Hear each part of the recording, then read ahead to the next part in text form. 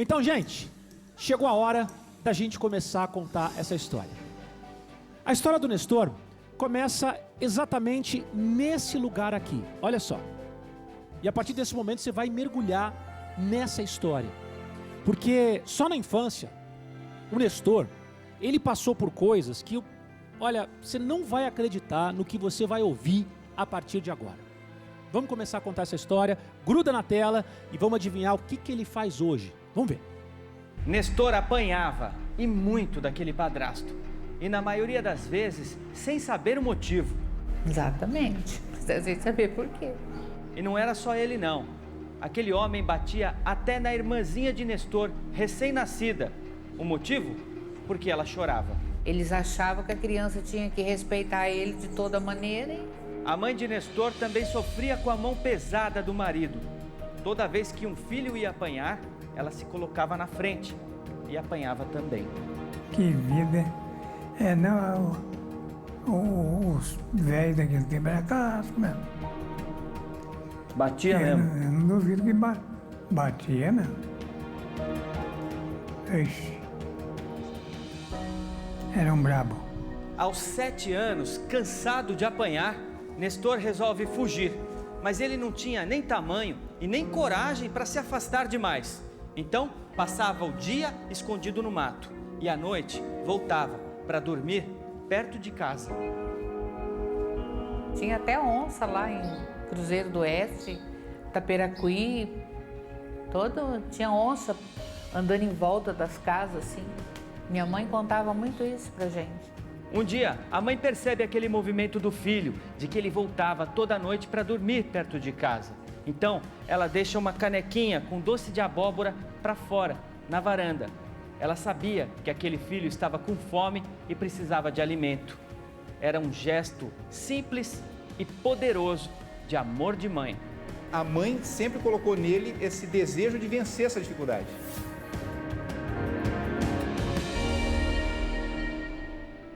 Nestor, deve ser duro você voltar a contar a tua história, mas por que esse teu padrasto batia em você, na tua irmã? A troco do quê? Batia. Se é que existe explicação, né? Porque não dá para ter explicação de alguém fazer isso com uma criança. Ele Por quê? batia, ele pegava, jogava no chão, às vezes ele sentava nas minhas costas. Então, ele grande, eu deitado de barriga para baixo, ele sentava nas minhas costas e ficava batendo nas pernas, na bunda. A troco do quê? Batia, estava Prazer? afim de bater. Às vezes ele estava capinando, ele pegava o cabo da enxada, dava o cabo da enxada na cabeça, às vezes se cortava, ele pegava um punhado de terra, colocava em cima para estancar o sangue, para poder, quando chegasse em casa, minha mãe não brigar. Essa vez que eu fugi de casa, é porque ele tinha batido na roça. Quando eu estava na roça, ele falou, vai para casa, quando chegar em casa eu vou te bater mais. E aí eu não queria apanhar mais, então eu fugi. Você fugia de casa. Fugi de casa. E sua mãe via essas agressões? Ela se colocava na frente? Ah, muitas vezes minha mãe entrava na frente para ela apanhar no nosso lugar, né? Então... E aí você, de tanto apanhar, você fugiu de casa, foi morar no mato. Como é que você fazia para sobreviver morando no mato? Nesse período eu fiquei cerca de 3 dias no mato. Eu ficava próximos de casa, porque aí eu estou falando do interior mesmo, como a reportagem diz, era lugar que tinha onça. Então eu tinha medo de dormir no mato. Então eu ficava durante o dia escondido e à noite eu vinha dormir perto de casa. Tá? E essa cena da minha mãe com a canequinha De doce?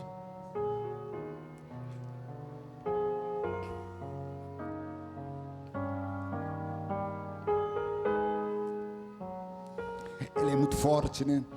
Porque eu cheguei em casa e estava lá aquela canequinha de esmalte cheia de doce de abóbora. E minha mãe disse que tinha deixado para mim, porque ela sabia que eu ia voltar. Então... Ela sabia que você não tinha o que comer, né? E sabia que eu não tinha o que comer. Tanto que essa história, quando minha mãe estava prestes a morrer, ela sabia que ela ia morrer. Ela deu o meu irmão mais velho para uma família, deu a minha irmã caçula para outra família.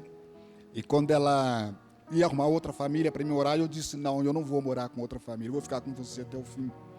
Porque não dá para abandonar uma mãe que mesmo sabendo que o filho está distante, doce na roça é algo muito especial para a gente. E aquele que era especial, ela guardou para mim. Não dá para abandonar, né? Então, por isso, eu fiquei com ela até o fim. E quando você volta para casa, depois de ficar 3 dias no mato, você reencontrou o seu padrasto? Qual foi a reação dele? Não, no momento não apanhei, né? Mas depois as coisas voltavam a bater como antes. Isso não tinha... A gente... ele batia na gente como que... Era um hábito. Você contava os dias do mês com as surras que levavam, né? E você apanhou até que idade? Até quando minha mãe morreu, até os 8 anos. Até os 8 anos. Isso. Quando minha mãe morreu... E olha, é só o começo da história. Além de não saber o que tinha acontecido com o pai, né, que foi para o Paraná, e ninguém sabe, até hoje ele não sabe se o pai morreu, em que circunstâncias ele morreu, o que aconteceu com esse pai. Além de apanhar desse padrasto, além de ter que trabalhar na roça com 8 anos, o pior ainda iria acontecer, porque a mãezinha do Nestor ficou doente e, infelizmente, ela não sobreviveu. Vamos continuar contando essa história. Quando Nestor voltou para casa, o padrasto aplicou um novo castigo. Dessa vez, Nestor não ia apanhar, mas trabalhar feito gente grande, mesmo não tendo tamanho e nem força para erguer uma enxada. O garoto passava a semana toda trabalhando na roça, distante de casa, e só voltava nos finais de semana para ver a mãe. 8 anos, 10, você estava agarrado no serviço. Às vezes até antes, né? Às vezes até antes. Carpir, plantar, colher. A mãe de Nestor começa a ficar muito doente. Sentiu que não aguentaria por muito mais tempo e tomou uma decisão difícil: doar os filhos para que outras famílias pudessem criá-los. Nestor não aceitou se separar e ficou com a mãe. E o Nestor acabou ficando. Ficou. Um dia o estado de saúde da mãe de Nestor se agrava. O padrasto promete levá-la ao hospital, que era bem diferente do que é hoje. Mas, ao invés de socorrê-la, deixa ela na entrada da cidade. A mãe de Nestor só foi ao hospital depois de muitas horas, no fim do dia. E lá, ela morreu. Então, a mãe dele, que conviveu apenas 8 anos, Maria Barbosa de Almeida foi enterrada sem documentos, como indigente. Nestor passou a semana inteira trabalhando na roça, afastado da família, e não sabia de nada o que tinha acontecido.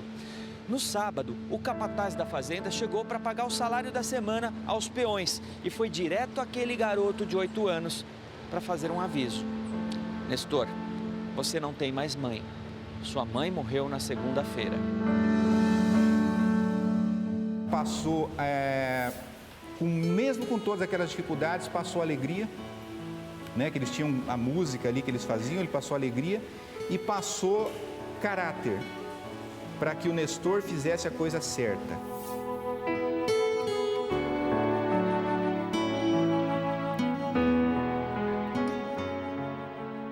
E você nunca mais esqueceu do que a tua mãe te ensinou? Ah, não, né? Primeiro, quando ele falou da música, minha mãe, final da tarde, ela reunia os filhos, era eu, meu irmão e minha irmã, e a gente ficava cantando e tocando em bacia, panela, tampa de panela, o balde.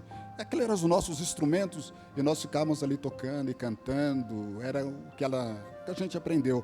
Só lembrando que eu tenho também uma irmã que quando minha mãe muda de Minas para Londrina, ela deixa essa irmã com a família, para essa família cuidar, para ficar só com os 2 filhos, porque ela tinha que trabalhar.